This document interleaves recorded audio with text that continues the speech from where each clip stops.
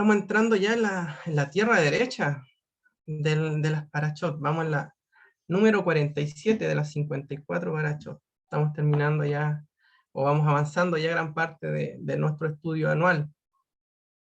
Esta parashá que nos toca hoy es la parashá Re'eh, conocida popularmente como la parashá de la bendición y de la maldición, ¿cierto? Que nos habla, es como el tema principal que nos habla esta parashá. Acá tenemos el esquema de lectura.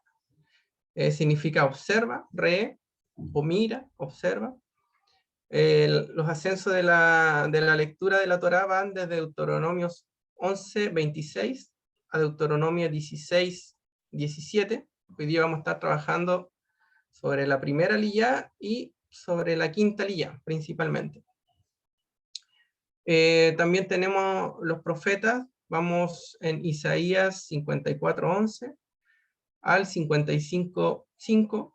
Esta parte de los profetas también se conocen como los consuelos de Israel. Partimos ya hace una semana atrás, donde el Eterno viene hablando de consuelo para Israel después del Tisha B'Av, ¿cierto? Que fue el día más nefasto para Israel en su historia. Después de ese día ha venido un tiempo de consuelo en cada Shabbat. Después venimos con el nuevo pacto. Tenemos 1 Corintios 5, del 9 al 13, y 1 Juan 4, del 1 al 16. Bien, revisando un poquito el temario de esta parashá, tengo aquí anotado en el siguiente. Tenemos la primera aliyá, nos habla de la bendición y de la maldición. La segunda aliyá nos habla del lugar para adorar, que es Jerusalén. La tercera aliyá nos habla de no imitar la adoración pagana, la advertencia contra la idolatría y los falsos profetas. La aliyá 4 nos habla de los alimentos puros e impuros. La aliyá quinta nos habla de los diezmos. La aliyá sexta nos habla del Shemitah, del año, que ya estamos a punto de entrar en este Rosh Hashanah, en este Yom Teruah, entramos a un año Shemitah. Y la aliyá séptima nos habla de los animales primogénitos y las fiestas, Pesach, Sukkot y Shavuot. Así que partamos con nuestro estudio. Vamos a hacer la bendición de la Torah. Deberíamos hacerla primero en hebreo en realidad. Vamos a hacerla de esa manera. Barejú et Adonai Hamemborá. Baruch Adonai Hamemborá Leolam Baed. Baruch Adonai Hamemborá Leolam Baed. Baruch Ata Adonai Elohenu Melech Haolam Asher Baharbanu Mikol Haamin Benatalanu Etoratot. Baruch Ata Adonai Noten HaTorah. Que significa en español: bendigan al Eterno, quien es bendito. Bendigan al Eterno, quien es bendito por siempre jamás. Bendito es el Eterno, quien es bendito por siempre jamás. Bendito eres tú, Eterno, Dios nuestro, soberano del universo, que nos has escogido entre todas las naciones y nos has entregado su Torá. Bendito eres tú, Eterno, donador de la Torá.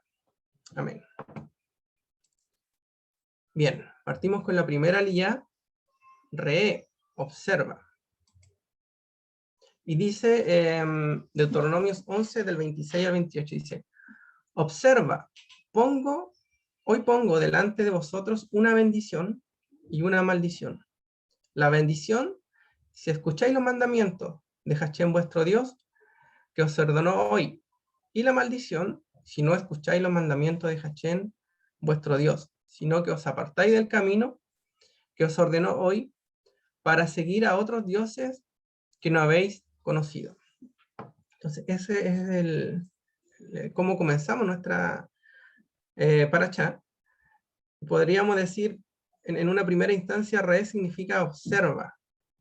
Y se entiende que otro verbo muy usado dentro de la Torá es el Shema, ¿cierto? Shema, de oír para obedecer. Por acá nos habla de Re'eh, que es un observa. Incluso se considera un poco más fuerte que Shema, sino ya una observación de la Torá.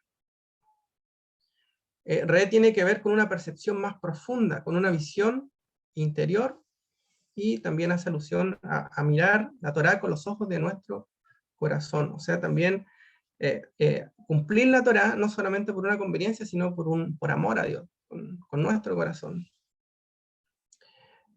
Y si reflexionamos sobre estos dos verbos, que es el mirar y el oír, es justamente una de las misiones que tenía nuestro Mesías, que él vino a hacer. Los milagros que hacía Yeshua no eran simplemente para impactar y decir, wow, ¿qué hizo Yeshua? Impresionante, mira cómo sana a un ciego o a un sordo, sino que tenían un significado en la Torá. Dice Isaías 35, 5, dice, se abrirán entonces los ojos de los ciegos y se destaparán los oídos de los sordos. ¿Por qué el Mesías viene a hacer esto? Porque tiene que restaurar estas dos cosas, el Shema y el Re. Porque una persona que es ciega no puede ejercer Re, no puede observar. Y un sordo tampoco puede oír, cumplir el Shema. Es interesante que dentro de la tradición de nuestros hermanos mayores del pueblo judío, se considera que hay tres personas que no son imputables con la Torá. En primer punto son los niños, porque todavía son pequeños, no son responsables de sus actos, hasta que a los 14 años hacen su bar mitzvah, y los 13 años las niñas. Entonces, menor a esa edad todavía no son imputables por la Torá. Otra persona que no es imputable es una persona que tenga alguna deficiencia mental, algún retraso mental. También sabemos que tienen como una inocencia en su forma de ser aún, a pesar de que pueden ser adultos, pero que tengan un retraso mental, tampoco se les puede imputar la Torá. Y también no se les puede imputar la Torá a los sordos, dicen, porque el sordo no puede cumplir el mandamiento del Shema Israel. Oye Israel, no pueden oír. La fe viene por el oír y el oír la palabra de Dios. Entonces, por eso Yeshua tenía que venir a sanar los sordos. Tenía que venir, y sabemos que esto también tiene un entendimiento espiritual, más allá de una persona que tenga esta discapacidad física, porque muchos no tienen esta discapacidad física, pero no quieren oír simplemente el mensaje de Dios. Desde los ateos, que no quieren oír simplemente de Dios, hasta personas que ya son conversas y no quieren oír de la Torá. Entonces tiene que venir un toque de Dios, un toque de nuestro Mesías, del espíritu del Rúa a su vida, para que puedan ser abiertos los ojos, tanto dentro del cristianismo como dentro del judaísmo. Recordemos que cuando vino la conversión de Pablo, dice que le cayeron las escamas de los ojos, para que él pudiera ver al Mesías. Pablo conocía la Torá, pero no podía reconocer al Mesías. Y por nuestra parte, nosotros como cristianos teníamos al Mesías, pero no reconocíamos la Torá. Entonces, acá esto tiene que venir para ambos lados, una sanidad tanto de los ojos como de los oídos. Porque si nos fijamos, el mandamiento dice, observa, ree, ojos. Y después dice, si escuchas los mandamientos, se va conectado. El re con el Shema. Re y Shema. Acá lo marqué en negrita, observa. Si escuchas los mandamientos, o sea, el verbo escuchar, y si no escuchas los mandamientos. Entonces tenemos, están conectados estos conceptos de re y Shema. Interesante también que esta palabra re está en singular. Y después el texto sigue hablando en plural. Dice observa, no dice observen. No lo nombra en plural, sino que le dice en singular. Dice, observa. Hoy pongo delante de vosotros, y ahí ya habla en plural. Entonces, cuando la Torá hace esto, recuerdo que también ocurre en el monte Sinaí, cuando se le entrega las tablas a Israel, las tablas del pacto, dice que Israel acampó en el Sinaí. No dice que acamparon, sino dice Israel acampó en singular.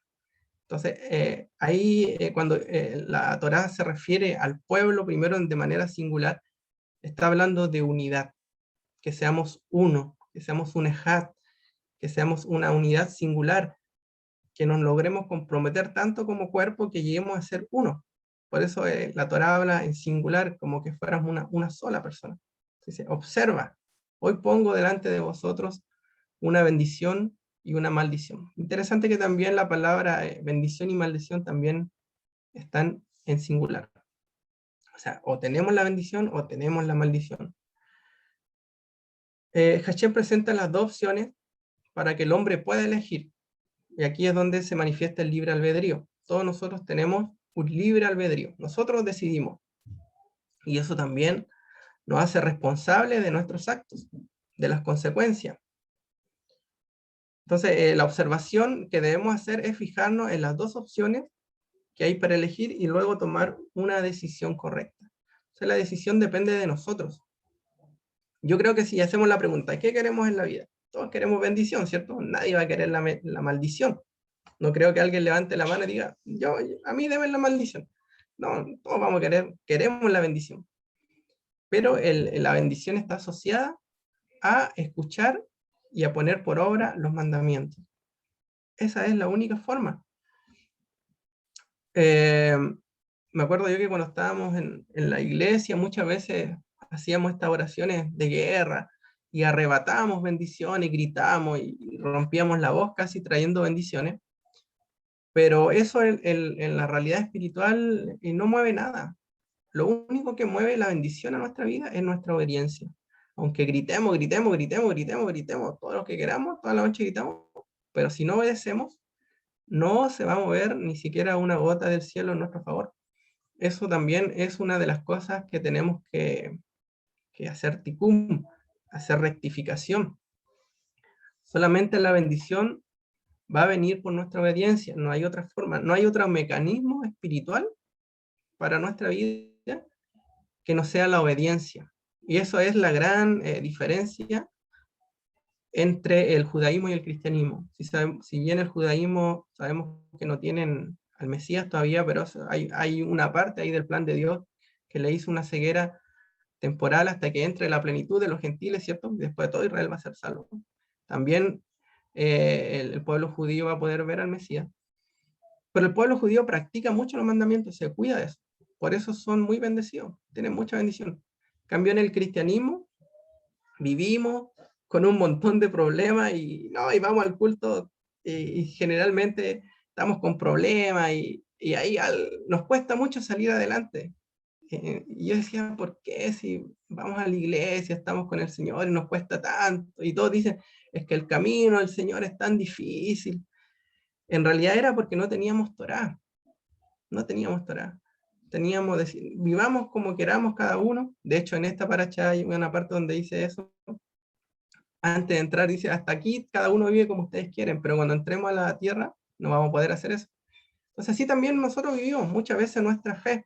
Cada uno vivíamos como queríamos, porque no había ley, no había nada que cumplir. Entonces, al estar en ese escenario, éramos muy propensos a que al enemigo viniera con sus argumentos legales y pusiera cosas malas contra nosotros. Pero bíblicamente, la única forma que nosotros podemos cuidarnos de las maldiciones es siendo obediente a Dios. No hay otra forma. Y yo agradezco porque es bastante simple. O sea, antes yo lo veía muy complejo. Oye, si venía un gran ministro de algún lado de afuera, mejor si es que era extranjero, ¿cierto? Uno iba y que me pusiera la mano y yo creía que con eso iba a recibir la super bendición del ungido. Pero en realidad la Torá no nos habla de eso, nos habla solamente de nuestra obediencia. Dice la bendición si escucha los mandamientos de Hashem vuestro Dios que hoy ordeno, y la maldición si no lo escucha. Es así de simple. Eso es una de las cosas que tenemos que tener bastante clara para nuestra vida, porque la bendición alcanzará al obedecer, la maldición al desobedecer. Y también el pueblo judío entiende que hay dos fuerzas sobrenaturales en la bendición y en la maldición. Es como que en el mundo espiritual nosotros emanamos eso. Si estamos en obediencia, dice que las bendiciones nos alcanzan. O sea, ni siquiera nosotros tenemos que arrebatarlo, sino que ellas nos alcanzan. Es como que vienen a nosotros. De la misma manera, las maldiciones, y esto si lo vemos en el mundo físico, también la naturaleza nos habla de eso. Por ejemplo, cuando viene un animalito que está muerto, ¿qué vienen? Vienen un montón de animales de carroña, empiezan a aparecer estos famosos jotes que decimos, ¿cierto? Y uno dice, mira, ya hay tantos jotes, debe haber algo muerto. Es como que atrae, hay un olor que emana de esa zona, donde hay algo que está en pudredumbre, entonces vienen las moscas, vienen los jotes y todos estos animales carroñeros. En lo espiritual es algo muy parecido. Cuando una persona no está siendo obediente a los mandamientos de Dios, atrae todas estas maldiciones a su vida. Y por su parte, cuando uno llega a un lugar que está limpio, ¿cierto? A una casa, que Yeshua de hecho da el ejemplo de la casa. Cuando una casa está limpia, uno siente el aroma agradable, rico, esa sensación, porque vienen estos aromas agradables al hogar porque está limpio. Entonces, de la misma manera, así es la vida espiritual. Por eso que cuando estemos pasando problemas en nuestra vida, tenemos que hacer este escáner. Y eso es lo que más nos cuesta. Porque uno decir, ah, ya sabes que yo voy a evaluarme, qué estoy haciendo bien o mal en mi vida. Ya estoy estudiando Torah, voy a empezar a hacer como a pasar el, el escáner de los virus, ¿cierto? Como el computador. Voy a echar a correr el antivirus a ver qué me detecta. Y el antivirus empieza, mira, este archivo que bajaste el otro día tenía un problema. Así también tenemos que escanear nuestra vida espiritual. Cuando empezamos a detectar problemas, escaneemos nuestra vida. Ah, mira, hice esto, esto, esto. Ya, y vengo y le pido perdón al Señor para poder caminar en esa libertad que Él nos quiere dar. Bueno, acá también después habla de la idolatría, donde dice, sino que os apartáis del camino que os ordeno hoy para seguir a otros dioses que no habéis conocido. Entonces, la idolatría se considera dentro del judaísmo ya como la negación de la Torá. Cuando una persona está en idolatría, ella que definitivamente ya apostató de la Torá, se alejó de Dios. Por eso tenemos que cuidarnos también de la idolatría. Y si bien nosotros la idolatría la asociamos mucho al catolicismo, decimos, ah, ya, ellos están en idolatría, nosotros ya, ¿qué tiempo vencimos eso? Pero también podemos caer en idolatría al ser humano, al hombre. Y yo creo que una de las cosas bonitas que ha pasado en este regreso a la Torá es que si bien hay muchos maestros, pero ya no podemos tener la actitud de creer todo lo que nos digan. Viene un maestro, ah, porque el maestro dice eso y yo lo voy a creer. No, de hecho, Rico Cortés, el maestro que viene la otra semana, tiene un refrán que él dice, no me crean nada, verifíquenlo todo. Todo lo que yo le voy a decir, no me lo crean así como no se lo traigan ahora. Tomen apunte y verifíquenlo en sus estudios personales. Entonces también eso es bonito porque tenemos un desafío como estudiantes. Y en cambio antes no, venía un pastor lo que decía y ahí lo tomamos, lo creemos, lo recibíamos para nosotros, pero nunca cuestionamos si estaba bien, si estaba de acuerdo a la Torá o no estaba de acuerdo a la Torá. Entonces, tenemos que hacer eso también para evitar caer en idolatría. Y otro tipo de idolatría que también se está dando mucho dentro del movimiento de raíces es empezar a idolatrar todo lo hebreo y lo judío. Ahí tenemos que hacer una diferencia. A mí me gustan mucho las menorá y todas las cositas, pero tenemos que entender que la bendición no viene por eso. No porque yo tenga una menorá en mi casa va a venir una bendición. No porque yo ponga la mesuzá va a venir la bendición. Sino porque yo como persona tengo que ser la fuente de esa bendición. ¿Se entiende? Yo tengo, por ejemplo, un shofar me compré. Hay un micrófono que se abrió, parece. Ahí sí. Entonces, esa es como una línea muy, muy sutil que hay que tener un cuidado de no idolatrar todas estas cosas y volvernos como medio fetichistas, y esto es muy de latinoamericano, volvernos, ah, tengo la bandera de Israel, ahora que tengo el talit, el Señor me va a escuchar. No, tampoco podemos hacer eso. Si bien son cosas muy lindas que nos llevan a la cultura de Israel, pero siempre lo que va a traernos al Señor es la obediencia en nuestro corazón a Él. Aunque nos vistamos con la barba más larga y con el talit más grande y con la menorá encendida, pero si no estoy siendo obediente en mi vida personal al Eterno, no va a pasar nada. Eso tenemos que tener claro. Todas estas cosas, como le digo, son bonitas. Yo tengo mi chofar ahí, que me lo compré el año pasado, y maravillado cuando me llegó, me compré unos chiquititos de cuerno de carnero. Ahí estaba tocando para John Terúa, emocionado. Pero claro, tengo que entender que no por eso voy a ser mejor delante del tema. No tiene que ver con eso, tiene que ver con mi conducta personal. Bien. Eso respecto a la idolatría. Monte Gerizim y el monte Eibal. Dice Deuteronomios 11:29, y acontecerá que cuando Hachén tu Dios te lleva a la tierra donde entrarás para poseerla, pondrás la bendición sobre el monte Gerizim y la maldición sobre el monte Eibal. Entonces acá nos habla de dos montes que están ubicados acá. Acá puse una foto. Acá están estos dos montes en la actualidad en la tierra de Israel. En medio de estos dos montes está la ciudad de Siquem, o Shechem, como se conoce en hebreo. Shechem, que actualmente tiene el nombre de Nablus, porque está bajo el dominio palestino. Esta zona está en Cisjordania. Entonces, los palestinos tienen el control actualmente de esta zona. Y acá están los dos montes. El monte Ebal, acá en el norte, y el monte Gerizim, que está al sur. Acá estamos mirando como podríamos, de acá en Chile, mirar desde cerro a mar, podríamos decir, desde cerro a mar. Desde este a oeste. Ahí estamos mirando en esta foto. Entonces tenemos el norte, monte Ebal, y el sur, el monte Gerizim. Acá hay una pequeña colina, es raro, donde hay unos templos que se construyeron después, unos templos paganos a Zeus y todo eso en el tiempo de los romanos. Nachmanides describe que la bendición y la maldición no están ligadas a esta o aquella montaña. Nachmanides es un comentarista judío bastante conocido, del medioevo que le llaman. No podemos pensar que la maldición venga de una montaña, sino que aquí nos encontramos con una forma pedagógica para ilustrar dos realidades. Entonces también acá es interesante que, ¿por qué parte diciendo re? Porque debe de ser mira. Y acá había que mirar estos dos montes, ubicarse acá en el medio, en Shechem, y mirar estos dos montes y tomar la decisión, qué es lo que yo iba a querer como israelita.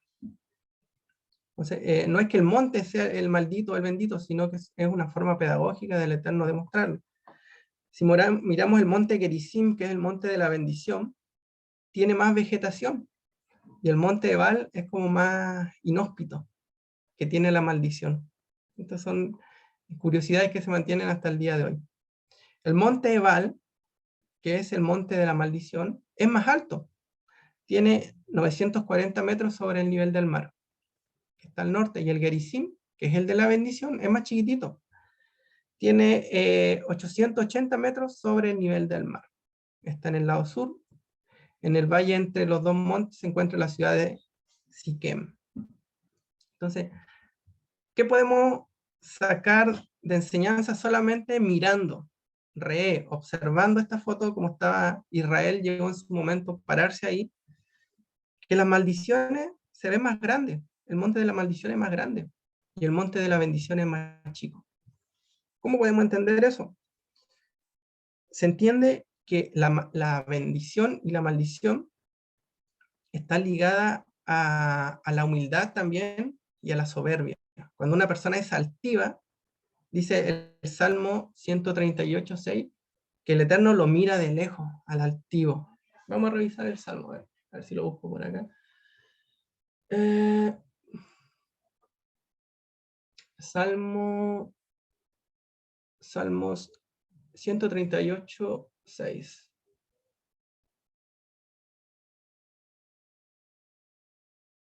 Aquí está, dice, porque Adonai es excelso y atiende al humilde, más al altivo mira de lejos. Entonces acá vemos que la bendición es representado por un monte más pequeño porque representa humildad en nosotros. Para nosotros recibir bendición tenemos que tener una humildad delante del Eterno. Y la maldición representa una altivez, por eso es más alto el monte Ebal. Eso es una enseñanza que podríamos sacar incluso de la topografía de estos dos montes. Siquem, ahora la ciudad que está en el medio. Siquem es muy importante porque ahí ocurrieron muchos acontecimientos, partiendo por la entrada de Abraham en la tierra prometida. Esto está en Génesis 12:6. Vamos a revisarlo también para poder dejar ahí el antecedente. Génesis 12:6 dice, y pasó Abraham por aquella tierra hasta el lugar de Siquem, hasta el encino de Moré, y el cananeo estaba entonces en la tierra. Y apareció Adonai a Abraham y le dijo, a tu descendencia daré esta tierra, y edificó allí un altar a Adonai, quien le había aparecido.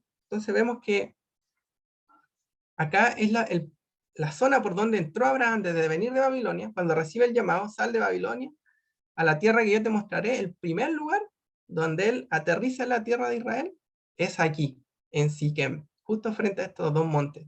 Y en ese lugar, él levanta un altar. Y ahí el Eterno le dice, a tu descendencia daré esta tierra. Y entonces ahora Israel, después de venir del exilio de Egipto, o mejor dicho, de la cautividad de Egipto, y va a entrar por primera vez a la tierra de Israel, entra justamente por este lugar, donde el Eterno le había prometido a Abraham. Entonces Israel no entró por un lugar cualquiera, entró por el mismo lugar donde Abraham entró también y recibió confirmación de la promesa que en esta tierra iba a ser dada a su descendencia. Así que muy interesantes los lugares que nos conectan. También fue el lugar de entrada de Jacob con su familia cuando regresaron de Padán Aram. Cierto que Jacob se va donde su tío Labán, a Padán Aram, allá conoce la historia de Raquel y Lea, ya viene de vuelta con su familia, y el primer lugar donde ingresan a la tierra de Israel es también en Siquem. Esto está en Génesis 33, 18-20. Génesis 33, 18 al 20 dice, después Jacob llegó sano y salvo a la ciudad de Siquem, que está en la tierra de Canaán, cuando venía de Padán Aram. Acampó delante de la ciudad, dice, y compró una parte del campo donde plantó su tienda, de la mano de los hijos de Hamor, padre de Siquem, por 100 monedas, y erigió allí un altar y lo llamó el Elohé Israel. Entonces acá también Jacob entra con su familia en el mismo lugar, además compra un terreno, dice al hijo de Hamor, interesante eso también, y también levanta un altar. Entonces vemos que Siquem es un lugar estratégico, es un lugar de decisiones, se le conoce a Siquem. Aquí ocurre la violación de Dina y la matanza de los hombres en Siquem. Esto está en el siguiente capítulo, en el 34. Dice en el versículo 24 al 26, dice, y obedecieron a Hamor y a Siquem, su hijo, y todos los que salían de la puerta de la ciudad, viene la parte de la circuncisión. Y en el 26 dice, y a Hamor y a Siquem, espera, me perdí.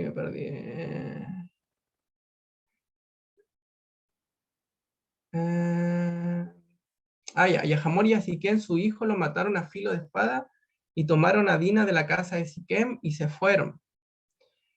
Y los hijos de Jacob vinieron a los muertos y saquearon la ciudad por cuanto habían amancillado a su hermana. O sea, acá ocurre algo también, una de las cosas más trágicas de la historia de Jacob, que es cuando violan a su hijo a Dina. O sea, acá también parte con una maledición, cuando en el versículo arriba dice, en el primero, en el 34:1 dice, salió Dina, hija de Lea, la cual ésta había dado a luz a Jacob, para ver las hijas del país. O sea, acá Dina tomó una mala decisión, porque ella venía de la familia de Jacob, pero se mezcla con las hijas de Siquem. O sea, sale ahí a juntarse con las muchachas de este pueblo, y ahí es donde ocurre toda esta tragedia. Sabemos que eso no justifica, pero cuando entendemos, o sea, no justifica ninguna violación ni nada de eso, pero cuando entendemos que tenemos también un enemigo que anda por ahí buscando a quien devorar, no podemos darle chance. José va donde sus hermanos en Siquem y lo venden. También esto ocurre en Siquem cuando José es vendido. Esto está en Génesis 37, del 12 al 14. Dice que José sale a Siquem a buscar a sus hermanos, y allí estaban pastoreando, y allí es donde lo toman y lo venden y va a dar a Egipto. Y después los huesos de José son sepultados en Siquem. ¿Dónde son sepultados? En el lugar donde había comprado Jacob para poner su tienda. Entonces vemos que Siquem es un lugar muy importante en la escritura. En Siquem también, después en esta misma zona, en Siquem se establece el reino del norte, las 10 tribus de Israel. Vamos a revisar esto en Primera de Reyes 12:21.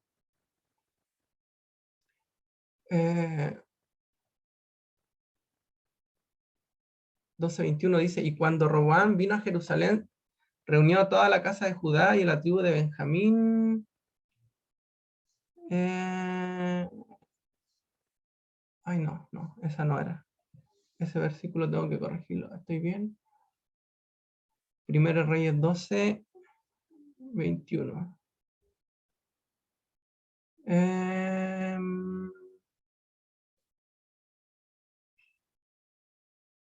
Ay, no. No está bien ese versículo, pero voy a tener que revisarlo. El tema es que cuando Roboam se establece, o sea, Jeroboam, el rey del reino del norte, se establece, él lo hace en Siquem.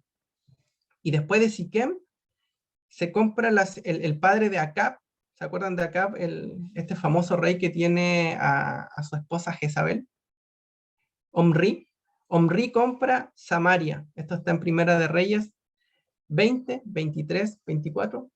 Espero que este sí esté correcto, este versículo. Primera de Reyes 20, 24. Más que nada para poder ir haciendo tejiendo la historia de Siquem.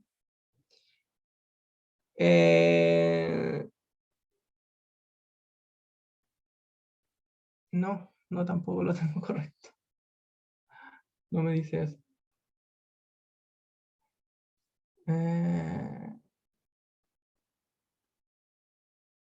Bueno, pero parafraseando la historia, les debo esa parte, les voy a corregir los versículos.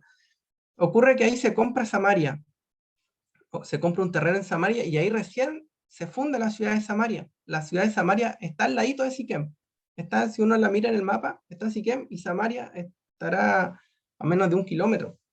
Entonces, y de ahí es donde nace después Samaria, y Samaria se establece como la capital del reino del norte. Y ahí es donde ocurre también lo de la mujer samaritana. Y después de Samaria es donde las 10 tribus son llevadas al exilio. O sea, estamos hablando de la misma zona geográfica. Así que la mujer samaritana, que está en Juan 4:19, Juan 4:19, ocurre también en este mismo lugar, en Siquem. Como decíamos, al lado está Samaria. Samaria es prácticamente, dentro de la escritura, una de las ciudades más jóvenes, por decirlo.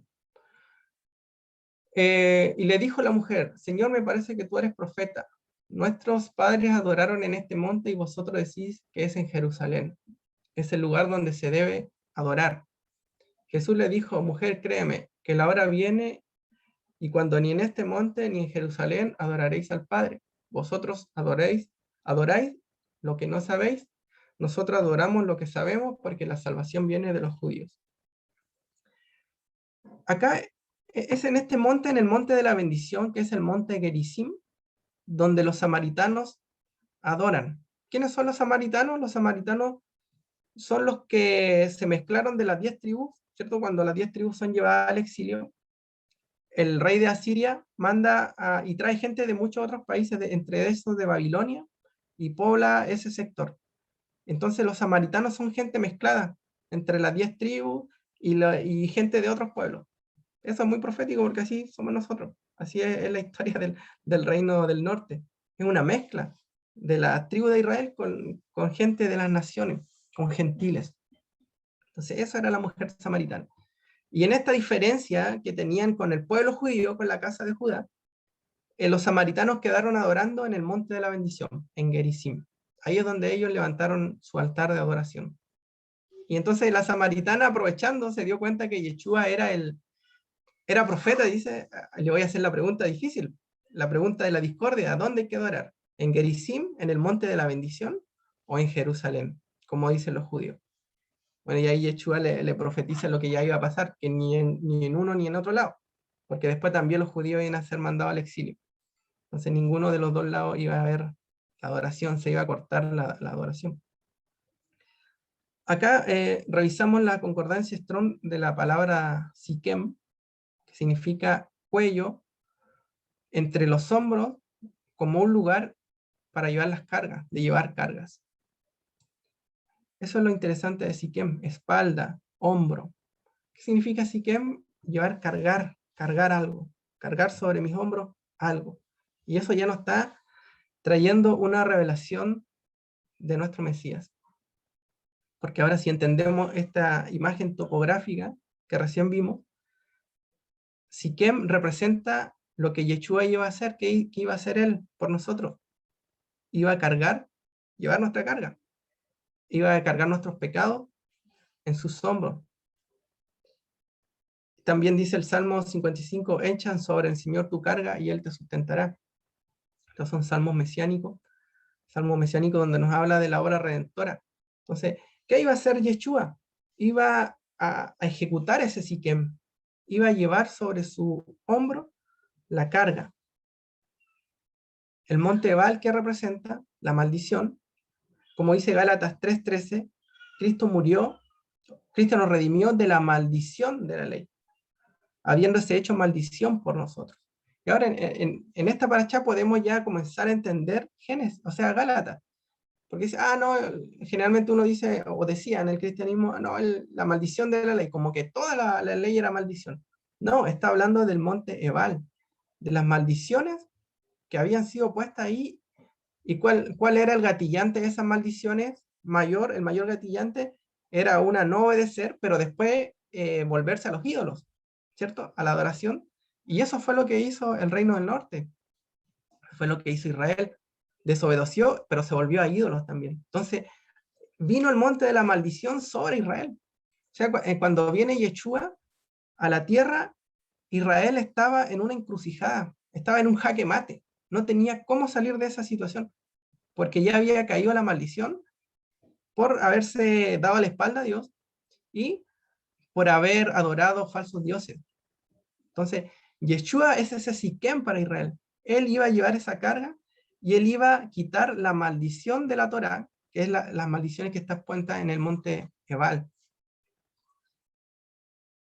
También se entiende en esta imagen que recién vimos, se me fue a explicarlo, pero cuando uno se para en Siquem y mira hacia el sur queda Jerusalén, donde estaba el templo de Dios.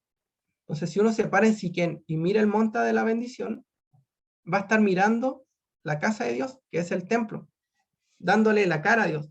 Pero si uno se para en Siquem y mira el monte de la maldición, le da la espalda a Dios, a la casa de Dios, y queda mirando la maldición.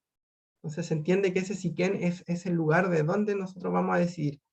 O miramos a Dios, o le damos la espalda a Dios. También se entiende así. Bueno, Israel le había dado la espalda a Dios. Y el monte de la bendición, Gerizim, lo que dice Efesios 1, bendito sea el Dios y Padre de nuestro Señor Jesucristo, que nos ha bendecido con toda bendición espiritual en los lugares celestiales en Cristo, ¿cierto? Es una palabra que no sabemos bastante bien, pero que podemos ahora entenderla de mejor manera, porque Yeshua lleva la carga, el Siquem sobre sus hombros, ¿de qué? De la maldición del monte Ebal, de todas las maldiciones que estaban sobre Israel, y le da una nueva oportunidad de poder nuevamente entrar al monte de la bendición, porque eso ya estaba bloqueado. Sin él, todo eso estaría bloqueado. Pero ahora con él, como él está llevando la carga, se hizo la maldición por nosotros, ahora nosotros tenemos acceso nuevamente al monte de la bendición, a Gerizim, gracias a Yeshua. Entonces, si se fijan, hay que hacer una observación para poder entender bien este escenario y todo lo mesiánico que nos puede enseñar. Poner un lugar para poner su nombre, dice Deuteronomio 12:5, sino que buscaréis en el lugar que Hachem vuestro Dios escoja de todas las tribus para poner allí su nombre, para su morada, y allí vendréis. Acá está ubicando el lugar donde el Eterno va a recibir la adoración. Y acá tenemos a Jerusalén, la topografía de Jerusalén, forma la letra Chim, que es esta letra hebrea que está acá, con los valles y los montes. Tenemos acá el monte de Sión, acá tenemos el monte Moriah, y acá tenemos el monte de los olivos, como se muestra acá. Monte de Sión, monte Moriah, monte de los olivos. Y acá tenemos valle, el valle del Cedrón, acá están, el valle del Cedrón, el Tiropeón y el Ginón. Entonces, esta topografía de Israel forma la letra Chin, y la letra Chin es la letra del Chadai. Se entiende que en Jerusalén está puesta una marca, como un timbre del nombre de Dios en su topografía, en su geografía. Entonces, este versículo se vuelve literal. El lugar donde él escogió para poner su nombre es como que tiene un sello. La letra Shin del Shaddai está puesta en Jerusalén en la topografía. Cosa interesante. Ahora quiero pasar al tema de la Aliyá 5, que son los diezmos, en hebreo maaser. También un tema muy interesante a revisar, porque nosotros, bueno, tenemos venimos de una forma de practicar el diezmo, pero sería bueno revisar qué nos dice la Torá de eso para poder ordenarnos. Los diezmos están relatados en Deuteronomio 14, del 22 al 29. Dice, cada año sin falta apartarás la 10ª parte de todo lo que produzcan tus campos. En presencia del Señor, tu Dios, comerás la 10ª parte de tu trigo, tu vino y tu aceite, y de los primogénitos de tus manadas y rebaños. Lo harás en el lugar donde Él decida habitar. Así aprenderás a temer siempre al Señor tu Dios. Pero si el Señor tu Dios te ha bendecido y el lugar donde ha decidido habitar está demasiado distante, de modo que no puedes transportar tu diezmo hasta allá, entonces lo venderás y te presentarás con el dinero en el lugar que el Señor tu Dios haya elegido. Con ese dinero podrás comprar lo que prefieras o más te guste, ganados, ovejas, vino u otra bebida fermentada, y allí en presencia del Señor tu Dios, tú y tu familia comerán y se regocijarán. Pero toma en cuenta a los levitas que viven en tus ciudades. Recuerda que, a diferencia de ti, ellos no tienen patrimonio alguno. Cada 3 años reunirás los diezmos de todos tus productos de este año y lo almacenarás en tus ciudades. Así los levitas que no tienen patrimonio alguno y los extranjeros, los huérfanos, las viudas que viven en tus ciudades podrán comer y quedar satisfechos. Entonces el Señor tu Dios bendecirá todo el trabajo de tus manos. Entonces acá vemos que el diezmo relata un montón de cosas. Por un lado dice que tengo que hacerlo sí o sí, que también puedo comerlo con mi familia en el lugar que el Eterno quiera. También me habla del levita, también me habla de lo necesitado, de la viuda, del huérfano. Entonces, ¿cómo que está hablando la Torá? ¿Cómo se ordena todo este tema? Bien, partamos por eso.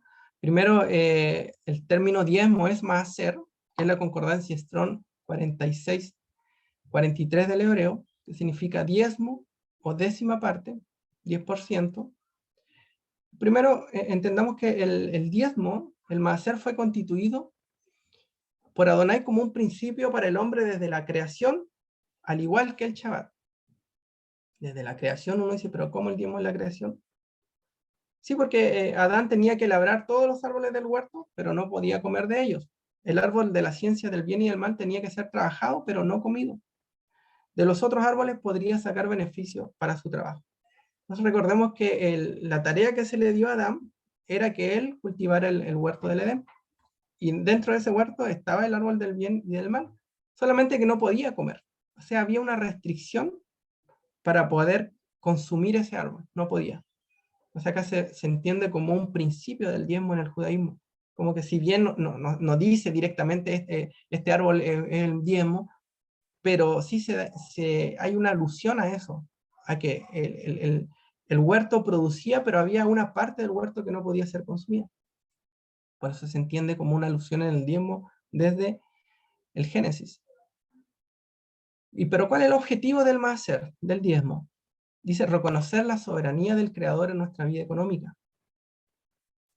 El maaser diezmo es un Shabbat, pero en la economía. Por eso se compara como el Shabbat. Porque sabemos que el Shabbat también es en nuestra vida temporal.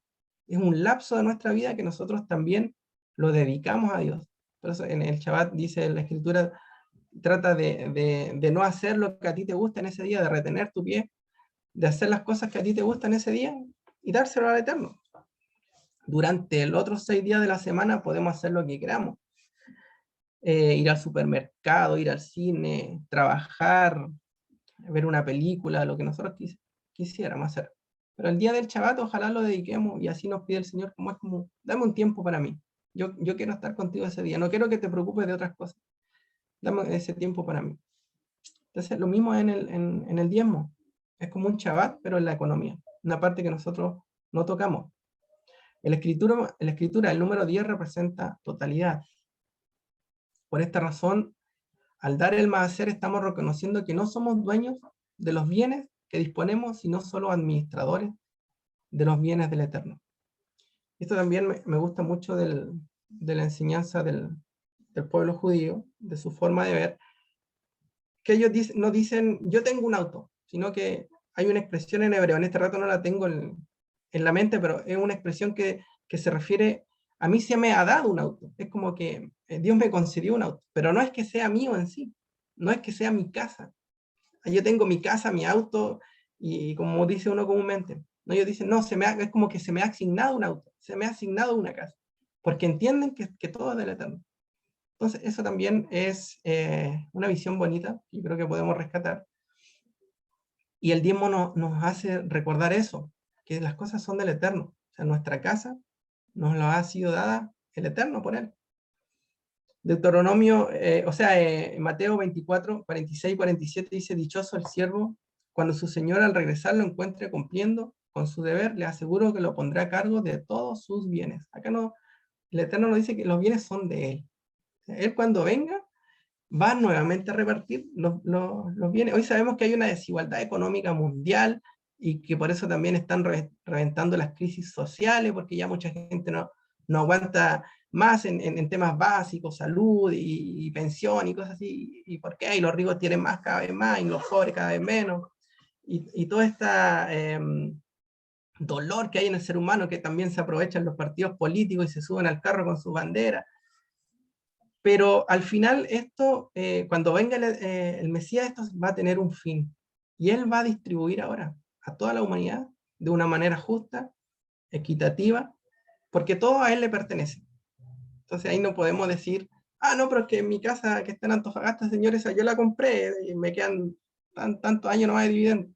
No, todo Él va a tomar el control de todo y va a repartir. Dice, por eso les aseguro que los pondrá a cargo de todos sus bienes. Entonces Él empieza a repartir los bienes. Como dice Primera de Crónicas 29:14, pues todo es tuyo y de lo recibido de tu mano te damos. Al final, cuando uno ofrenda o da el diezmo, no es que sea mío, es lo que Dios me dio y yo le devuelvo simplemente a Él lo que ya me ha dado. Bien. Si ahora nos vamos a la parte ya más técnica de cómo esto se practicaba en Israel, podemos entender también que el diezmo era una especie de impuesto. Es como para nosotros hoy en día es el IVA. El IVA es más o menos el 19%, ¿cierto? Que todos pagamos el IVA. Y con el IVA se hacen, o se deberían hacer, las cosas para una mejora de todo el país, ¿cierto? Para poder mejorar nuestro país en conjunto. El diezmo también tenía esa función de poder traer un equilibrio económico a la nación de Israel. Era una especie de impuesto, pero que traía un equilibrio a la nación de Israel. Y era de los productos agrícolas de la tierra de Israel, que se separaban una vez al año y se entregaban a los respectivos destinatarios. Acá vamos a analizar la palabra hebrea maaser, que es diezmo, que es la que está acá, que tiene estas letras mem, ayim, shim y resh. Así se escribe diezmo en hebreo. Y acá aparece la palabra aser, que significa rico. Y también 10. Si nos fijamos, la palabra rico en hebreo está contenida en la palabra diezmo, maaser, acá. Y la men representa Mesías, Mashiach, la M de Mashiach. Entonces, por una parte, podemos entender que en Malaquías 3, ¿cierto? Que es uno de los versículos que más conocemos del diezmo, 3:10, dice, traigan íntegro el diezmo para los fondos del templo, y así habrá alimento en mi casa. Pruébeme en esto, dice Adonai Todopoderoso, y vean, si no abro las compuertas del cielo y derramo sobre ustedes bendición hasta que sobreabunde.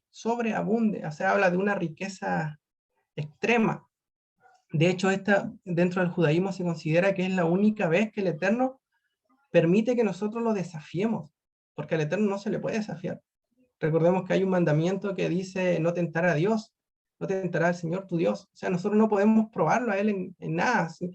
Ah, ya, Señor, yo voy por esta calle donde es delincuente y tú tienes que defenderme y que nadie me asalte. No podemos hacer eso. Eso es tentar a Dios.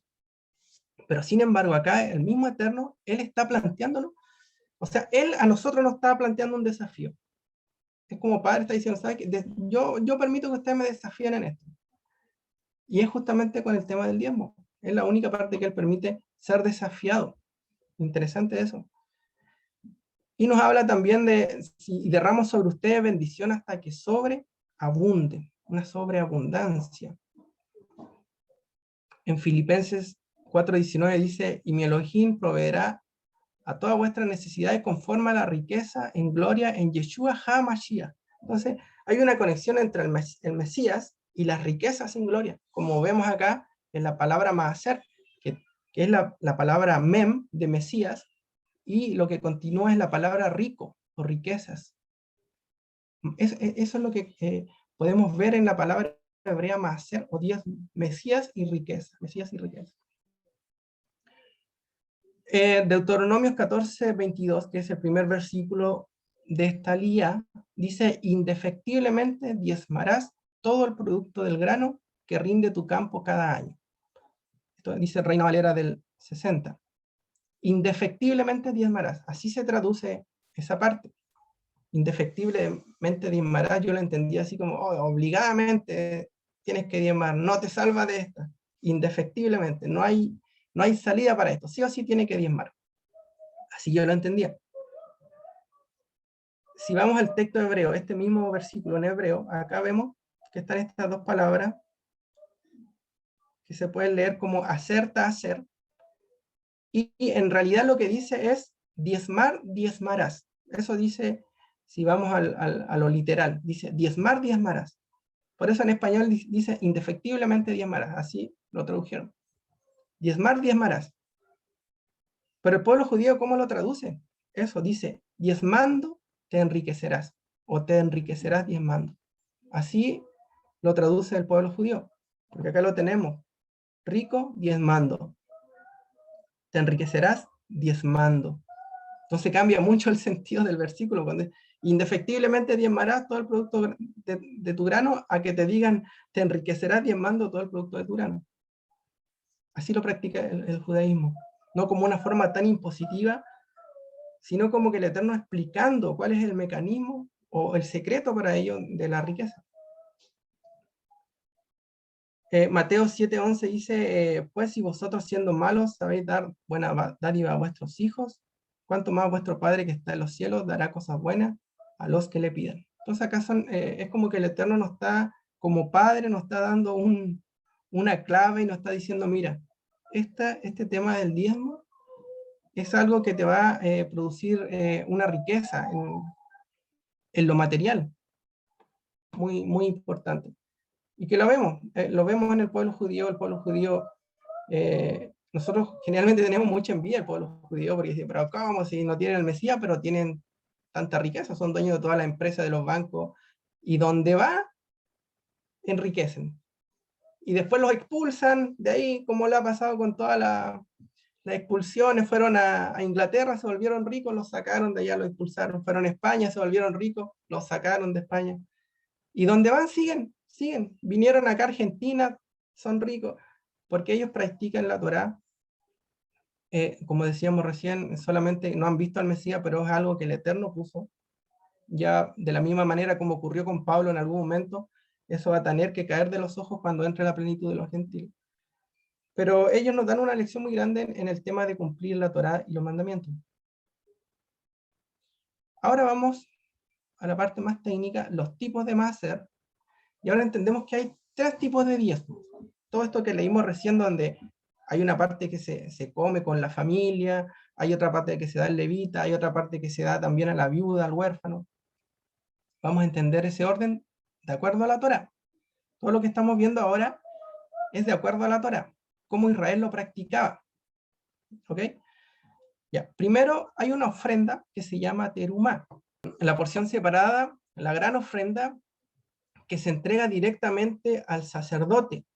La cantidad oscila entre 1,7 a 2,5% del producto agrícola.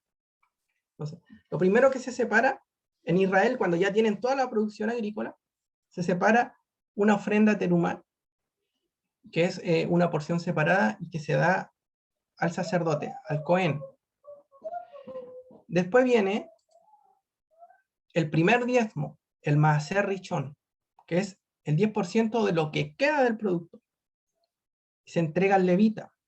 El levita, que a su vez también separa un diezmo que se llama Terumá Maaser y lo entrega también al sacerdote. O sea, el Maaser Richón, el resto de las tribus de Israel, da una parte a la tribu de Leví.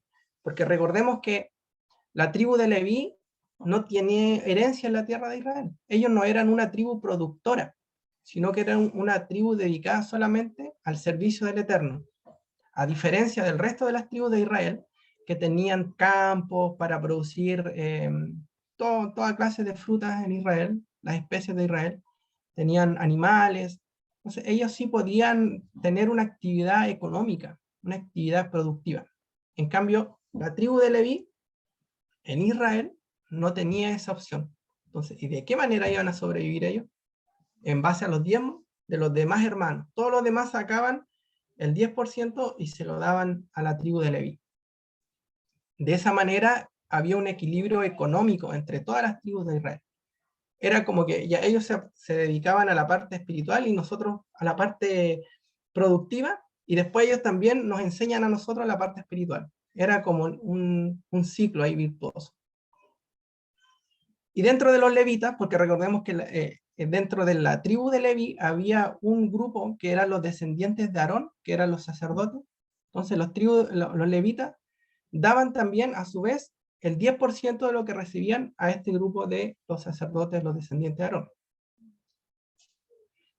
Después hay un segundo diezmo, el Maaser Sheni, segundo diezmo, que es el 10% de lo que queda, y este se lleva a Jerusalén para ser comido. Esto se hace el primero, el segundo, el cuarto y el quinto año del ciclo agrícola de 7 años. Entonces, el Maaser Sheni era una especie de ahorro familiar. Cada familia tenía que separar también un diezmo para ello. Esto también es interesante, yo no lo conocía, lo vine a conocer con la Torá, porque siempre para mí el diezmo era sacar el 10% y mandarlo a la iglesia y listo, y ahí ni siquiera preguntar qué pasa con eso. Pero la Torá nos dice que hay un diezmo que también tiene que ser para la familia. Y este tiene que ser consumido, ¿dónde? En Jerusalén. Entonces, ¿cómo se practicaba esto? Era como que, porque las fiestas son de peregrinación, ¿cierto? Todas estas fiestas que están viniendo, Pesach, Pentecostés, Shavuot, y ahora la que viene, Sukkot, que son como las 3 fiestas globales del año. Entonces, los israelitas tenían que tener dinero para eso. Y el Eterno le dice, ustedes tienen que separar un diezmo para que puedan venir acá, presentarse delante de Hashem. Y si no tienen, y si tienen, están muy lejos, tienen que vender allá en la ciudad donde ustedes están y traer el dinero a Jerusalén, y acá lo pueden gastar en lo que ustedes quieran. Entonces eran como unas vacaciones que tenían los israelitas, irse de vacaciones a Jerusalén. Por eso ellos peregrinaban con todo su dinero y sus cosas, y ahí tenían para vivir, para comer, compraban animales, hacían estos sacrificios, después comían. Entonces era una especie de vacaciones que ellos tenían que practicar en la peregrinación a la fiesta, porque tenían que tener algo con qué presentarse. Dice el Eterno que no se podían presentar con manos vacías, no podían llegar a Jerusalén sin nada. No era así como irse a los mochileros a Jerusalén, ya vamos a Jerusalén, no sé, ahí nos arreglamos. No, tenían que prepararse para subir a Jerusalén y llevar sus ahorros y allá consumirlos delante del Eterno, con su familia. Por eso es importante para Dios la familia. No sé si a ustedes les ha pasado, yo creo que a todos nos ha pasado, cuando nos juntamos con nuestra familia y hacemos un asado y nos reímos y comemos, eso es muy de Dios. Aunque, claro, si ya se va al extremo la borrachera está mal, pero es muy de Dios disfrutar en familia. Tener un tiempo de familia, de reírse, de pasarla bien, de comerse una carnecita rica, un asadito. Porque eso se hacía en Jerusalén, ese era como el sentido. Vengan con la familia y acá disfruten, y el Eterno se goza con eso. Se gozaba viendo a su pueblo disfrutar, compartir, y pasaba eso, que si el que tenía más le iba aportando al otro, y se ayudaba a los huérfanos, y todos la pasaban bien. Era una fiesta de peregrinación muy bonita. Eso se hacía con el Maaser Sheni, el segundo diezmo.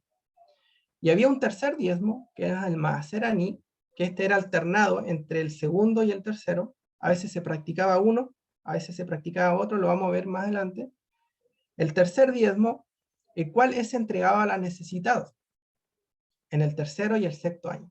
Entonces, en el tercero y el sexto año, este diezmo que era para la familia, ahora se tomaba y se daba exclusivamente a los necesitados, a la viuda, al huérfano, al extranjero y a todo el que estuviera en una condición difícil en Israel.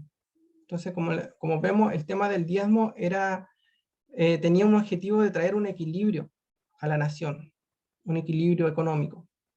La estructura del diezmo, acá vemos la estructura, vamos a hacer un ejercicio. Imaginar una producción de 100, yo puse acá pueden ser 100 kilos de papa o 100 manzanas, lo que sea, una unidad de 100. Por ejemplo, 100 kilos de papa, produjo mi campo. Yo tengo un campo en Israel y produjo 100 kilos de papa, el 100%. De ese 100%, yo saco un 2,5%, que son 2,5 kilos de papa, y eso se lo doy al Cohen, a los sacerdotes, a los descendientes de Aarón. Va directo. Entonces me va a quedar un saldo de 97,5 kilos, ¿cierto? Ese ahora le desconté de los 100 que yo tenía, le desconté de la ofrenda teruma. Y el primer diezmo se aplica sobre ese 97,5. Saco el 10%, que son aproximadamente 9,8 kilos de papa, por decirlo. Y eso lo saco yo para el diezmo de la tribu de Leví. Por tanto, ya me va quedando menos, ¿cierto? En mi producción agrícola me van quedando 87,8 kilos. Y de ahí saco otra vez el segundo o tercer diezmo, esto se va alternando, cualquiera de las dos, que era 8,8, que era el que yo llevaba para mi familia, o el que iba a dar a los necesitados. Por tanto, el saldo para el consumo anual propio de mi familia en mi ciudad era aproximadamente de un 79%, o de 79 kilos de papa que dan para la persona. Entonces, si hacemos la suma global de todo esto, se daba cerca de un impuesto anual del 21%. Por eso yo lo comparo mucho al IVA. El IVA nosotros somos 19%, pagamos siempre todo el año. Israel, un poquito más, 21%. Ahora, ¿cómo esto se practicaba en los años? Acá tenemos los 7 años, el año 1, 2, 3, 4, 5, 6, 7. Ahora nosotros estamos acá, estamos a punto de pasar al año Shemitah. Ahora en septiembre, estamos prácticamente a 30 días. Estamos a punto acá de saltar al año Shemitah. Estamos en el año sexto del ciclo. Entonces, el primer año se practicaba la terumá, el maaser richón, que era el de los levitas, y el maaser chaní, que era de la familia. El segundo año, lo mismo. La ofrenda para los sacerdotes, el diezmo de los levitas y el diezmo de mi familia. El tercer año, ahí sí cambiaba, tenía la ofrenda del sacerdote, la ofrenda de los levitas y la ofrenda del necesitado, o sea, el diezmo del necesitado, diezmo de levitas, diezmo necesitado. ¿Se entiende? En el tercer año ocurría eso y en el sexto año. El primero, el segundo, el cuarto y el quinto son iguales. Y el séptimo año, ahí no se pagaba diezmo. No, el séptimo año no hay diezmo que dar, porque ahí toda la producción agrícola queda libre. Uno no podía decir, este es mi campo, nadie coma de acá, solamente yo, no, sino que quedaba libre y todos comían de la tierra de Israel, de los productos de la tierra de Israel. Y ahí se manifestaba que la tierra era de Dios, en realidad. Que era como que, o sea, los israelitas experimentaban eso. Era como que su campo, sí o sí, en el séptimo año tenía que estar abierto. Si venía un vecino le saca una manzana, no hay problema, porque la tierra es de Dios en este año, no me corresponde a mí. Entonces quedaba abierto el consumo en el año Shemitah. Interesante. Bueno, después ya la alajá son como las decisiones que tomó Israel, decían, ah, ya, pero el diezmo es solamente de lo agrícola, ¿qué pasa con los pescadores? ¿Y qué pasa con los que venden cosas, los mercaderes?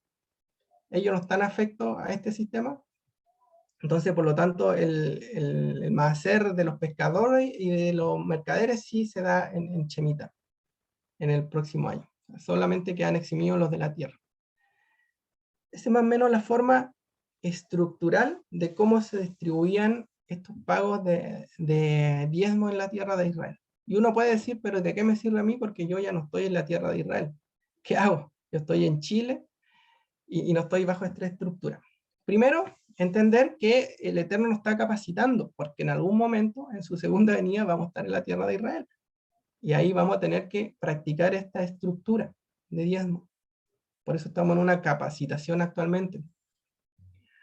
De hecho, dice en la profecía que todas las naciones van a tener que subir a Jerusalén a celebrar fiesta de tabernáculo. Y no vamos a poder subir con las manos vacías. Vamos a tener que llevar todo esto cuando venga el Mesías. Pero ¿y ahora cómo lo practica el pueblo judío el diezmo? Sobre todo los judíos que están fuera de la tierra de Israel. Que por tanto es una referencia muy interesante para nosotros. Que también caemos casi en la misma clasificación. Porque nosotros ya no estamos en Israel. Y ellos, como son bien estructurados y bien legales, el Maaser Richón, ellos no lo practican el diezmo al levita ahora, porque dicen que fuera de la tierra de Israel, ningún israelita tiene propiedad, tiene herencia. O sea de la tribu que sea, fuera de la tierra de Israel, todos caen en el mismo saco junto con los levitas, porque no tienen derecho a herencia. Entonces, es difícil que algún judío diga, oye, yo soy de la tribu de Leví y quiero asignarme el diezmo de los levitas. No va a ser así, no va a ser bien recibido porque se van a la legalidad de la Torá, por tanto no lo practican así. Lo mismo pasa con la terumá, porque la terumá tenían que ser dada a los hijos de Aarón, que tampoco hoy en día hay un control de eso, a pesar de que sí tienen en el monte del templo, el instituto del templo tiene algunos sacerdotes descendientes de Aarón, pero fuera de las naciones no está esto todavía establecido. Entonces ellos se enfocan más en el segundo y el tercer diezmo, que es el de la familia y el del necesitado. Porque dice, el que le presta a un pobre, le presta a Dios. Entonces se toman de ese versículo para poder hacer este cumplimiento. Entonces, ¿qué hacen? Toman el 10% de su producto y apoyan, por un lado, las casas de estudio. Esto es así como más de manera voluntaria. No es que ellos vayan a decir, el que nos dio el diezmo a la casa de estudio está pecando, se le asigna un pecado, ¿no? Pero sí lo hacen de una manera representativa, podríamos decir, de esa manera representan el diezmo al levita. Una parte la sacan para las yeshivot, que son las casas de estudio, en la sinagoga, y también para ayudar a las familias y a los necesitados. Eso es las dos formas en que ellos están utilizando actualmente su diezmo, ayudando a sus maestros y ayudando a su familia. Muy importante. También yo lo aprendí de ellos y me pareció bien interesante porque nosotros antes dábamos el diezmo a la iglesia, pero para la casa a veces no teníamos nada. Teníamos de repente un tío que estaba enfermo. No, pero ya di el diezmo a la iglesia. Eso dentro del judaísmo no es bien visto. Tú tienes que dar tu diezmo primero a tu familia. Si hay alguien dentro de tu círculo familiar que está pasando un problema complicado, tú tienes que ser esa mano de Dios que ayuda a ese familiar. Porque nosotros generalmente evangelizamos con un tratado, le hablábamos, pero nunca le pasábamos un billetito a la persona. O sea, ese evangelismo no lo practicamos. El judaísmo sí lo practica. De hecho, el catolicismo lo copió del judaísmo. Por eso el catolicismo tiene todas estas cosas del techo para Chile y hogar de Cristo, porque entiende mucho el dar al necesitado. El judaísmo sí lo practica. Bueno, un ejemplo quizá un poco no sé si era tan bueno, pero que todos conocemos el ejemplo de Farcas. Farcas es judío, ¿cierto? Y Farcas saca el 10% de su diezmo para ayudar a los necesitados. No debería ser tan pomposo, sí, pues el judío trata de ser un poquito más reservado, pero Farcas como es de la farándula y ahí lo hace en la tele y todos lo vemos, pero por un lado también nos sirve de ejemplo, un ejemplo, porque él da el diezmo a los necesitados. No es que él le gusta andar regalando plata. Él de todas sus ganancias saca un diezmo y esa bolsa la tiene para cuando viene a Chile y ahí anda haciendo sus cosas y dándole a las personas. Y como les digo, el tema de ayudar primeramente a la familia, incluso el judaísmo dice, primero a los padres, mira cómo están tus padres. Porque recordemos que en Israel no había, en la Torá no hay un tema de pensión, no hay un sistema de pensión en la Torá. ¿Quiénes tenían que tomar el cargo de los padres? Los hijos, la familia. Entonces, cuando el padre ya era anciano, los hijos tomaban la producción de la tierra y tenían que hacerse cargo de sus padres. Por ahí se dice, honra a padre y madre, y tus días se alargarán. El mandamiento tiene que ver primero con que los hijos, cuando ya estén en una actividad productiva, ellos son los que tienen que sustentar a sus padres. No hay sistema de AFP o todas esas cosas que uno dice, ah, no, el Estado tiene que darle a mi papá. En la Torá no. Nosotros tenemos que honrar a nuestro padre y madre, hacernos cargo de ellos. Entonces, en primer lugar, si nuestros padres están pasando una necesidad, también podemos aportar con el diezmo a ellos. Por eso Yeshua incluso los confronta, hay una parte que los confronta y le dice, ustedes dan el diezmo del eneldo, de la menta, pero y no ayudan a sus padres. Y así le enseñan a sus discípulos. Y le dicen, no, padre, lo que yo te pueda dar era para el templo. Y Yeshua le dice, eso no está bien, no están interpretando bien la Torá, porque tienen que, primero el mandamiento, incluso dentro de los 10 mandamientos, es honrar a padre y madre. Entonces nosotros tenemos que de nuestras ofrendas también mirar y fijarnos que a nuestros padres no les falten, no tengan una necesidad. Ahora, si tienen un apoyo de una pensión, espectacular, pero por lo menos ayudarles en lo que a ellos les pueda faltar, medicamentos, algún tipo de alimento. Son los hijos, de acuerdo a la Torá, lo que tenemos que hacernos cargo de ellos. Ahora, si nuestros padres están bien, no tienen necesidad, seguimos con nuestra familia también, tíos, primos, que a lo mejor están bien, pero tienen alguna necesidad. Por ejemplo, hoy en día el tema de salud. Si no ocurre que tenemos un familiar con un problema de salud serio, aportemos también ahí. También eso es agradable a los ojos de Dios. La familia, la mishpajá, partir por la familia, ayudarlo para que puedan pasar ese momento difícil. Y después ya, si toda nuestra familia está bien, seguimos hacia afuera. También familiares dentro de la misma congregación, si tenemos ahora hermanos en la fe, por eso el apóstol Pablo dice ayudar primero a los de la fe, ¿cierto? Ayúdense, apóyense primero a los de la fe. O sea, si hay una persona que dentro de la congregación está pasando una necesidad, no podemos decirle, no, es que tú tienes que dar el diezmo y ahí el Señor te va a bendecir y me voy para la casa. Como líder, no, yo tengo que traer el equilibrio. O sea, si en mi congregación hay hermanos que están bien y hay otros que no están pasando un buen momento, también ayudarlos, hacer ahí una ayuda social. Así lo hace Israel. Y después ya los necesitados de afuera, o sea, la gente que está afuera, y evangelizar así con ya sea parte del diezmo, o si ya mi diezmo lo he consumido completo con alguna ofrenda, a las personas que están afuera también es una de las formas más fuertes de evangelizar, porque hoy en día nadie te da dinero, o sea, todos oran por ti, te dan una bendición, pero ahí se van, ¿cierto? Pero el ayudar a otra persona también es impactante. Nosotros tenemos un grupo de amigos que hacemos algunas ayudas sociales de manera así muy básica, sí, pero tratamos de hacerlo. Y hemos vivido una experiencia así de poder llevar a alguna persona de la calle una oración, pero además de la oración, darle dinero o darle alguna ayuda económica y quedan muy impactados. Quedan muy impactados porque hoy en día nadie se te acerca a ayudarte con dinero. A no ser que encuentren un judío por ahí que como no son muchos, pero el judío hace eso.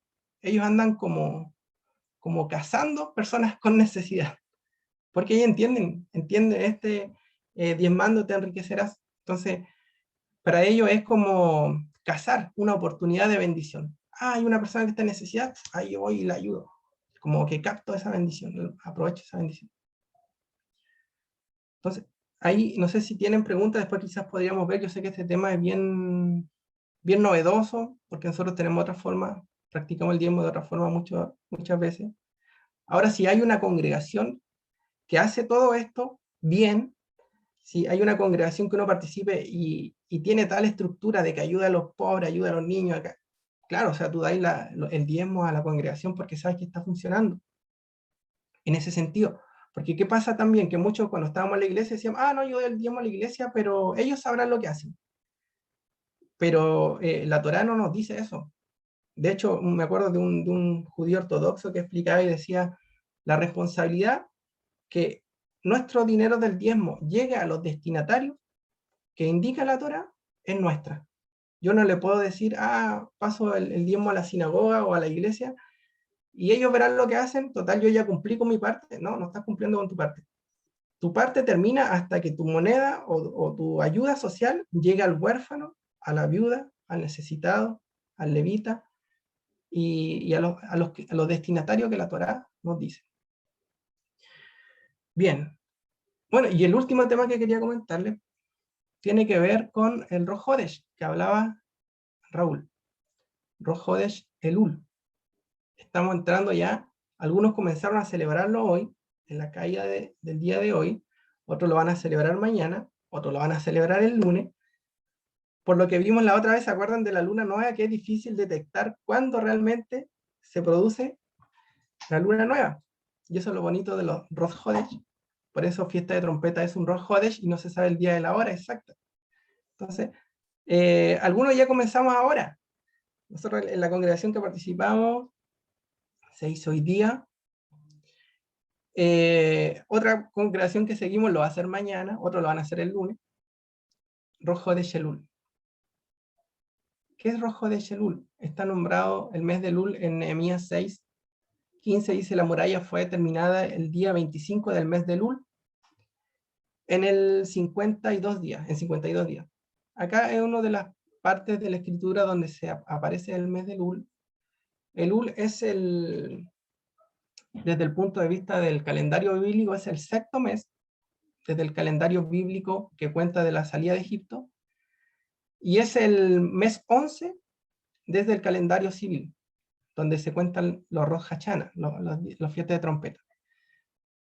Entonces acá el mes de Elul aparece nombrado en Nehemías 6:15. Ahí, me fui para atrás. Ahí sí. Se conoce como el último mes del año civil, aprovechando ahí que calza con la frase el último mes del año civil, no del religioso. Y esto es interesante también entender, la visión hebrea tiene 4 años nuevos. 4 años nuevos. Tenemos el año nuevo desde la salida de Egipto, que es el que está en Éxodo, que de hecho es el único que aparece claramente en la escritura. Cuando dice, este será para vosotros el principio de los meses, Nisan. Pero la tradición judía dice que el Eterno dijo ahí, este será para vosotros ahora será para vosotros el primer mes, porque antes de eso había otro conteo. Pero el Eterno establece y dice, no, para usted ahora este será el mes. Y comienzan a contar desde el mes de Abib, o Nisan también, que después recibió el nombre de Nisan. Entonces ahí se cuenta el conteo de las fiestas. Aparece un conteo para contar las fiestas y también para el conteo de los años de los reyes. Entonces cuando un rey cumplía años, era en ese mes. Y curiosamente, en nosotros, por ejemplo, cuando los presidentes en Chile asumen, en marzo generalmente, ¿cierto? Que calza más o menos con la festividad de Pesas, como medio bíblico, porque a partir de ese año comienza a contarse los años de los reyes en la escritura. Después tenemos el año civil, que es el que vamos a contar ahora en fiesta de trompeta. Se empieza a contar el año nuevo civil. Y en ese año se cuentan también los Shemitah y se cuentan también los jubileos. Dice la Torá que se tiene que declarar el año jubileo en el día de Yom Kippur. Entonces ahí se establece como un conteo del año civil. Después hay otro año que es el año nuevo de los árboles, que es el 15 de Shevat, pero eso ya son años nuevos menores. Incluso ahora también se considera este mes de Elul, el primero de Elul, el año nuevo para el conteo de los animales, del diezmo de los animales. Porque recordemos que acá también se llevaban animalitos, y cuando yo hago el corte de los animales, se hace ahora en este Rosh Hodesh, en Israel. Entonces tenemos esos 4 años nuevos. Un poco distinto a lo nuestro, porque nosotros tenemos el año nuevo ¿cuánto se llama? En 1 de enero, ¿cierto? Que es lo que acostumbramos a nuestro calendario secular. Pero también tenemos el año escolar, que es en marzo. Tenemos el año tributario, que es en abril. Entonces tenemos distintos años nuevos, por decirlo, de distintos comienzos de ciclo de cosas. Un poco a eso se refiere. Rosh Hodesh Elul dice, Cantar de los Cantares 6.3, yo soy de mi amado es mío. Él apacienta entre los lirios. Elul se hace un juego acá con este verso de la Torá, o sea, de Cantares. De acá está la primera letra de toda esta frase, yo soy de mi amado es mío, en hebreo es Ani Ledodi Edodi Li. Entonces, si la escribo en hebreo, acá la primera letra de cada palabra forman un acróstico que dice Elul. Elul. Entonces se entiende que entramos al mes de la novia, porque ya vamos a entrar a la fiesta de trompeta, donde se produce el casamiento proféticamente de la novia con el Mesías. Entonces, el mes de Elul es un acróstico que nos habla de esta relación de amor, yo soy de mi amado es mío. Y también tiene acá, al final de cada palabra, tiene esta letra chiquitita que es como una coma, que es la letra Yud, la que decía Yeshua no pasará ni la más chiquitita de la Torá hasta que todo se haya cumplido. Esa es, la letra Yud, aparece 4 veces al final de cada palabra. Y la letra Yud tiene un valor numérico de 10, si multiplicamos 4 por 10 nos da 40. También hay un tema profético bien interesante con el número 40 también, ahora a partir de este Rosh Hodesh.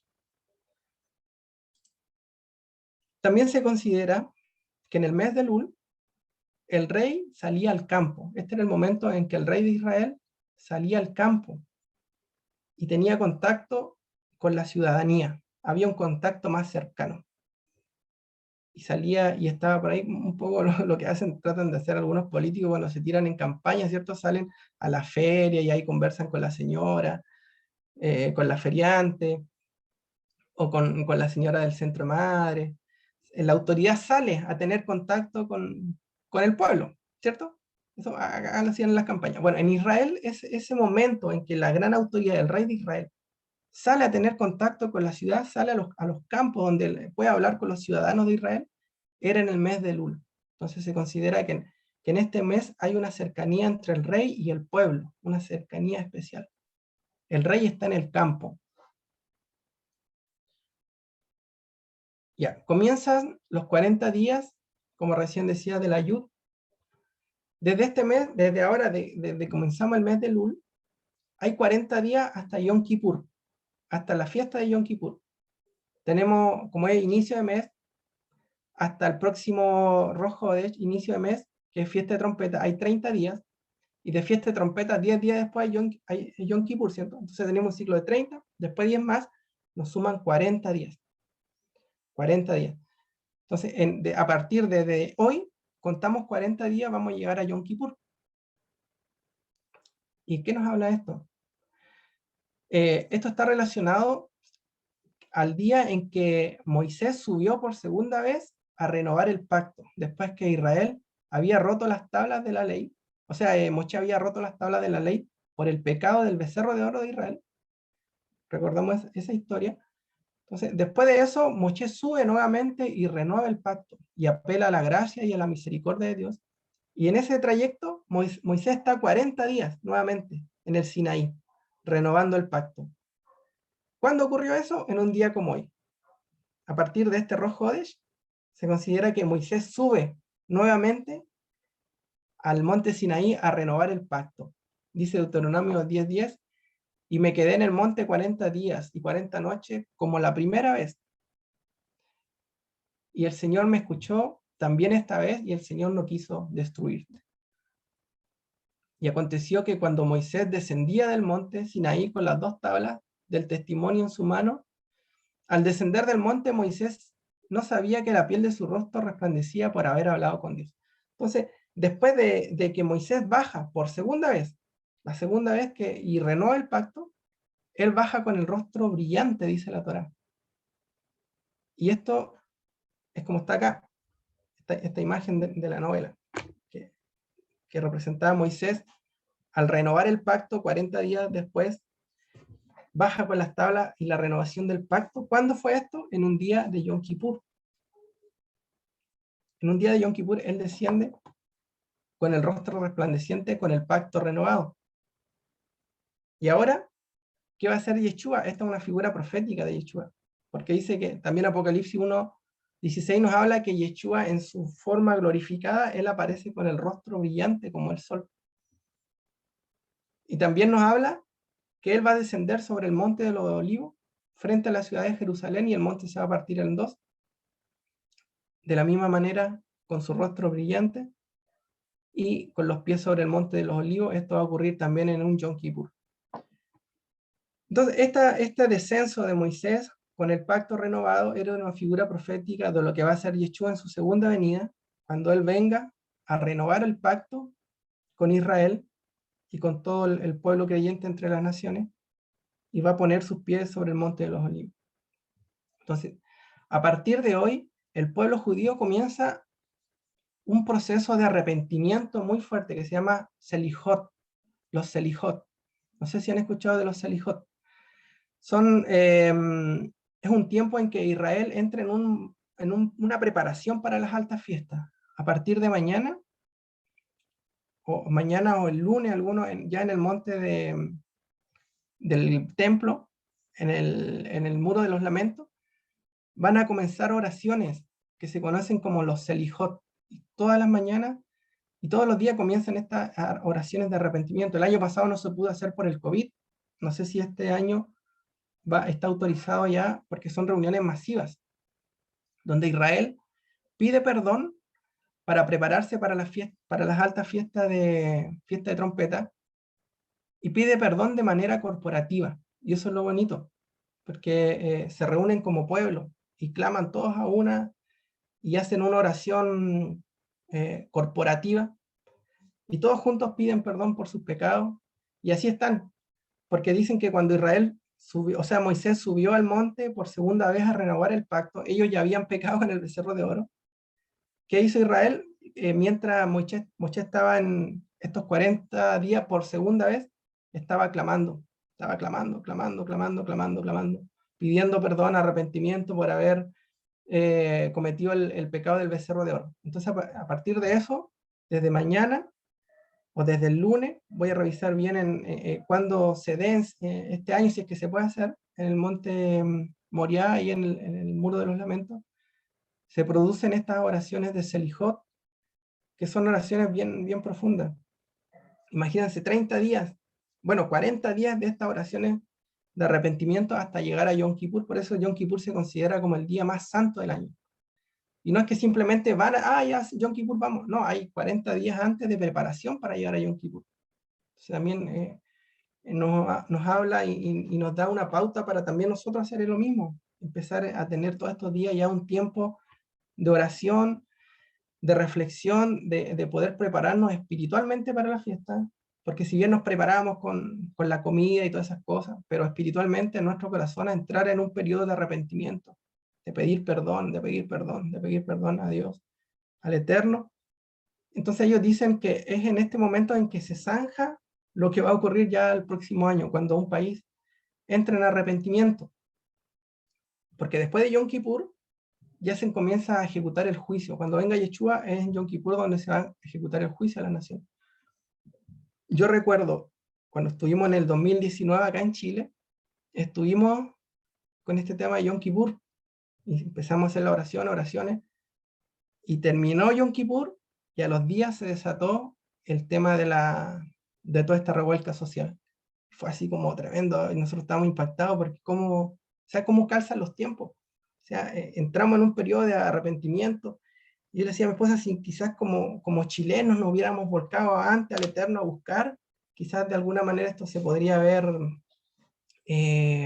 apaciguado, que las cosas hubieran tomado otro rumbo, pero Israel lo hace. Entonces, se prepara este tiempo porque Yom Kippur es un tiempo, el mes de las balanzas. Acá también se entiende mucho lo que nosotros conocíamos como el horóscopo, que el horóscopo es una cuestión que el enemigo tergiversó, pero en sí las constelaciones nos hablan de los ciclos proféticos. O sea, ahora, por ejemplo, se pasa por la constelación del león, que se conoce como Leo, que es la constelación del león de Judá. Después del león viene la Virgen, que Virgo la conocemos nosotros en el zodiaco, pero que es la Virgen. Y después de la Virgen vienen las balanzas. Entonces, cuando Yeshua y aparece esta estrella en el cielo que ven los sabios del oriente y saben que iban a ser el Mesías, es porque vieron tuvieron entendimiento de los cielos. Dice el escritor que los cielos cuentan la gloria de Dios. Entonces, si le sacamos toda esta cuestión del horóscopo y qué ropa me pongo el lunes, de acuerdo al horóscopo, no es para eso. El enemigo lo tergiversó y lo sacó para eso, pero sí nos cuentan proféticamente la historia de Dios, la historia del plan de redención.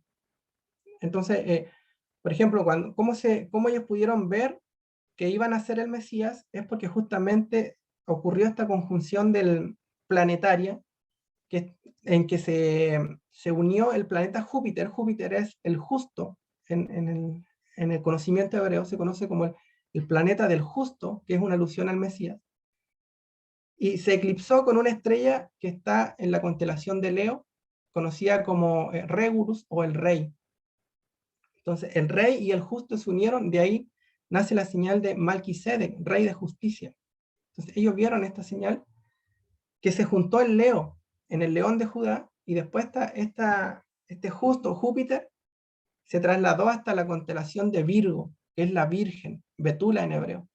Por eso ellos supieron que el Rey de justicia iba a nacer por una virgen, y que eso estaba sucediendo.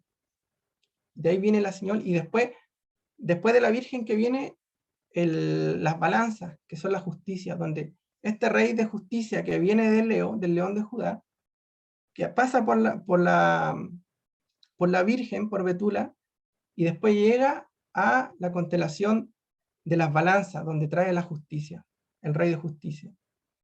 Entonces, ahí hay toda una interpretación que ocurre en estos tiempos de entrada a esta fiesta. Quería mostrarle un video de los Selijot. Voy a ver si lo tengo acá.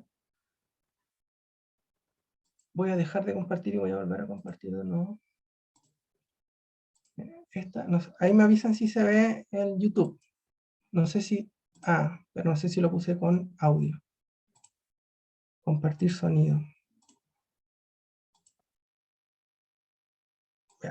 Acá está la traducción en español, por eso elegí esto. Este es el muro de los lamentos que se conoce en Israel, y a partir del mes de Elul comienzan estas oraciones, que son preparativas para las fiestas, para las altas fiestas de Yom Teruah, Yom Kippur y Sukkot. Entonces, ¿por qué se lo quería compartir? Para poder entender el corazón de Israel en este tiempo, porque nosotros ahora somos parte de Israel, si bien no estamos allá, pero tenemos que entrar en un proceso de introspección en nuestro corazón y empezar a pedirle perdón al Señor, porque nos estamos preparando para un tiempo especial del año, para el tiempo más santo del año. Entonces, Israel lo hace, los judíos lo hacen, por eso yo creo que ellos a la venida del Señor no los va a pillar tan mal parados, porque ellos van a venir, sabemos que Yeshua va a venir en un Yom Teruah, por lo menos van a tener hasta ese día 30 días de clamor de arrepentimiento bien fuerte. Nosotros deberíamos hacer lo mismo. Nunca vamos a ver cuándo se va a cumplir eso, si va a venir este Yom Teruah o en 50 años más, no se sabe. Pero tenemos que ensayar como que fuera ahora. Quiero compartirles este video. Miren. Abajo están las letras para que puedan ver la oración.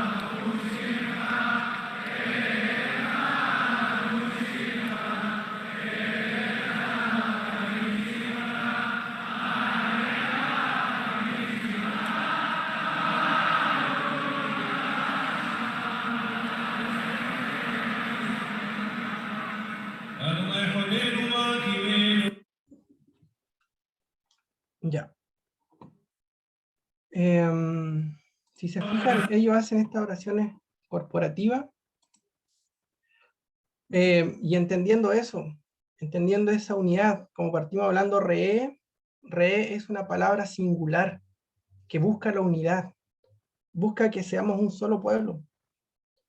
Yo creo, aparte, a pesar de que hoy en día hay dos casas de Israel, pero cuando venga el Mesías ya no van a haber dos casas. Dice que ambas casas van a entrar juntas, Judá y Israel van a entrar juntas en una sola adoración con el Eterno. Yo creo que debemos hacer ese ensayo. El pueblo judío está entrando en un tiempo de clamor fuerte a partir de este Rosh Hodesh, de arrepentimiento, de perdón, incluso por nosotros.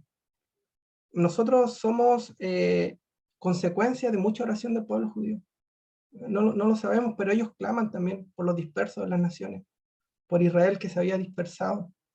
Y clamaban. En Sukkot, ellos baten las palmas hacia los 4 puntos cardinales y llaman a Israel. Para mí fue fuerte cuando empecé a entender estas cosas. Porque a veces uno piensa que nosotros despertamos, porque el Señor me llamó, sí, el Señor nos llamó, pero hay un clamor también de la casa de Judá fuerte al regreso de sus hermanos, que los hermanos regresen de las naciones, que vuelvan, y en esa unidad. Así que yo creo que debemos nosotros tener esa visión, ese re singular. Observemos en singular como un solo cuerpo, y busquemos al Eterno en este tiempo como nación que somos parte de Israel, somos parte de la nación de Israel, más allá de que estemos acá en Chile, en Antofagasta, en La Serena. Somos parte de ese Israel, y entrar en este tiempo de clamor para las altas fiestas, porque eso es lo que quería Yeshua. Él decía que sean uno, como tú y yo somos uno. Ese fue su clamor. Así que eso, hermanos, quería compartirles. No sé si tienen preguntas o algún comentario que quisieran agregar.